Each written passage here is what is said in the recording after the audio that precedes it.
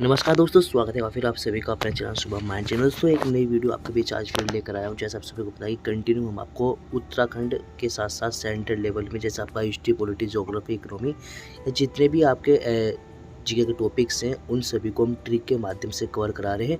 आप हमें कमेंट कर देते हो कि सर इस पर हमें वीडियो दे दीजिए, ये टॉपिक हमें हार्ड लगता है, हम उसी पर आपके लिए वीडियो लेकर आते हैं। हमारा वादा रहता है कि ऐसे ऐसे ट्रिक के अगर आप वीडियो देख रहे हो तो 2 सेकंड में आपको एक क्वेश्चन याद होना है और ऐसा याद हो जाएगा कि भविष्य में जिसकी आवश्यकता आपको नहीं पड़ेगी। ठीक है, तो चलिए बिना समय गवाए आज की जो हम क्लास आपके बीच लेकर आए हैं, जो आपकी हड़प्पा सभ्यता है, सिंधुघाटी जो सभ्यता है उसके स्थल नदी तट, किस नदी तट पे वो आपका स्थल है। और नेक्स्ट है आपका खोजकर्ता कि उसकी खोज किस व्यक्ति द्वारा की गई है। ऐसा क्वेश्चंस कई बार बना है आपका सेंट्रल लेवल एग्जाम में और स्टेट लेवल एग्जाम में भी। आपका भी हाल ही में यूपी पीसीएस का जो पेपर हुआ था उसमें भी क्वेश्चन बना था। तो उस टॉपिक को आज हम आपका कवर कराएंगे।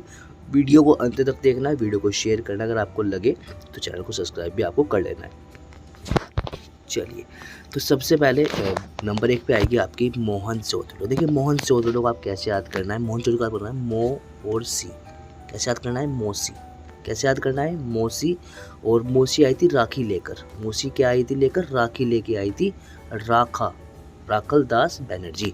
तो मोसी क्या लेकर आई थी? राखी लेकर आई थी। राखल दास बनर्जी, मोसी।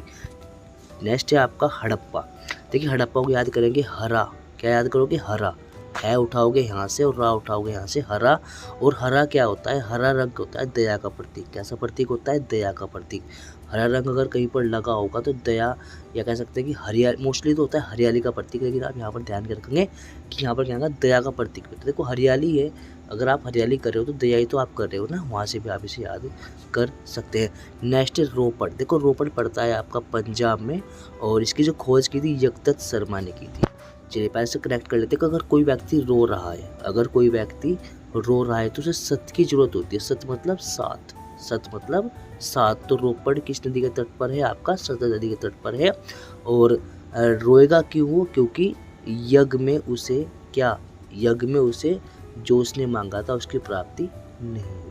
कैसे याद करोगे? रोपड़ किस नदी के तट पे? सतलज। क्योंकि रोएगा तो सत जाएगा। और रो क्यों रहा है? क्योंकि उसने यज्ञ किया था लेकिन उसे उसकी मनोकामना पूरी नहीं हुई। इस तरीके से आप याद कर सकते हो। नेक्स्ट है आपका सूत का गोडा। ठीक है, ये आपका किसी दासर नदी पर है। किस नदी पर है? दासक नदी पर है, ये आपको ध्यान रखना है। और आपका ओरेल ने इसकी क्या की थी? खोज की थी। इसे आप थोड़ा सा कनेक्ट कर लेंगे अपने हिसाब से, या ऐसे याद कर लेंगे कि दशक के हिसाब से क्या? सूत। सूत समझते हो? टैक्स। ठीक है, दशक के हिसाब से क्या लिया जाता है? टैक्स लिया जाता है। इसे भी आप याद कर लोगे। ठीक है, नेक्स्ट है आपका लोथर। देखिए लोथर आप सभी जानते हैं कहाँ पड़ता है? गुजरात में आपका पड़ता है, ये आपको ध्यान देना है। देखिए लोथर स्पेशली जो प्रसिद्ध है वो है आपका बंदरगाह। जो आपकी सिंधु घाटी सभ्यता थी उस टाइम पीरियड पर जो बंदरगाह बनाए हुए थे ट्रांसपोर्ट के लिए, वो उसके लिए लोथर इम्पोर्टेंट है, ये आपको ध्यान देना है। तो ले जाना, लोथर ले जाना यानी कि कुछ चीज़ लेना ले जाना, उसकी बात हो रही है ना। तो क्या लेना ले जा रहे थे? रंग। क्या लेके आ रहे थे? रंग आ रहा था और रंग ही यहाँ पर जा रहा था। ये होता है भोवर, भोगवा। कैसे याद करोगे? भोगवा यानी भोगना।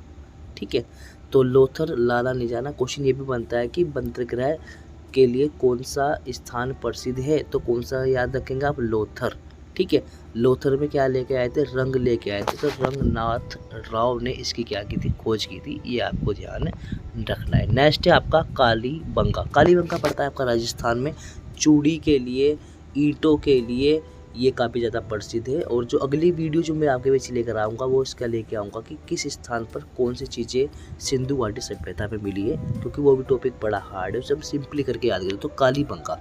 देखिए काली घाघरा, काला घाघरा। कैसे याद करोगे? काला घाघरा, घग्गर, घग्गर नदी है ना, तो काला घाघरा। इस तरीके से आप याद कर लोगे। और कौन पहनती है? ब्रजवासी।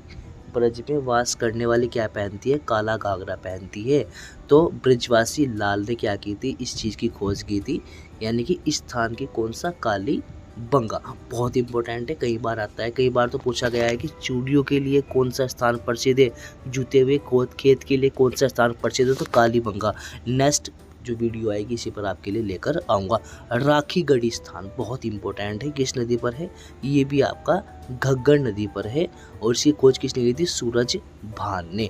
तो ध्यान देना भाई, राखी जो बनती है ना, दिन में बनती है। राखी कैसे बनती है? दिन में, यानी कि सूरज के उजाले में। तो सूरज आप वहाँ से कनेक्ट कर लेंगे। और कहाँ बनती है? घर पे बनती है। राखी आप कहाँ पर बांधोगे? जैसे कोई हमारी सिस्टर होगी, वो हमारे घर आएगी, घर आके तो बांध देगी ना, तो वहाँ से आप इसे रिलेट कर सकते हैं। घग्गर आप नदी याद रखना, सूरजभान सिंह इसका नाम था, ये आपको ध्यान रखना है। नेक्स्ट रंगपुर। रंगपुर भी बहुत इंपॉर्टेंट है। क्या? भादर। देखिए कहीं पर मादर लिखा होता है, मादर नदी। देखिए मादर नदी इसका नाम है। तो कैसे रखना? क्योंकि माँ का जो रंग होता है ना, माँ का जो रंग होता है उससे अच्छा किसी का रंग नहीं होता है, ध्यान रखना। तो मादर नदी के तट पर कौन सा स्थान है? रंगपुर। और रंगपुर की खोज किसने की थी? रंगनाथ राव ने की थी, ये आपको ध्यान देना है। देखिए अभी हमने कनेक्ट किया था रंगनाथ राव, ठीक है, ये आपको ध्यान रखना। आलमगीरपुर, ध्यान रखना आलमगीरपुर ये मेरठ में पड़ता है। कहाँ पर पड़ता है? मेरठ में पड़ता है। और सिंधु घाटी सभ्यता का सबसे पूर्वी जो बिंदु है, कह सकते हैं जो पूर्वी जो स्थान है, वो आपका आलमगीरपुर है, ये आपको ध्यान रखना है। तो कैसे याद करोगे? थोड़ा सा देख लेते हैं। आलमगीर, देखो ऐसा आलम आ गया कि आपको हिंडना पड़ रहा है। हिंडना समझते हो? घूमना फिरना। कैसे याद करोगे? आलमगीरपुर हिंडना पड़ रहा है, कहते नहीं कहते हिंड रहा है,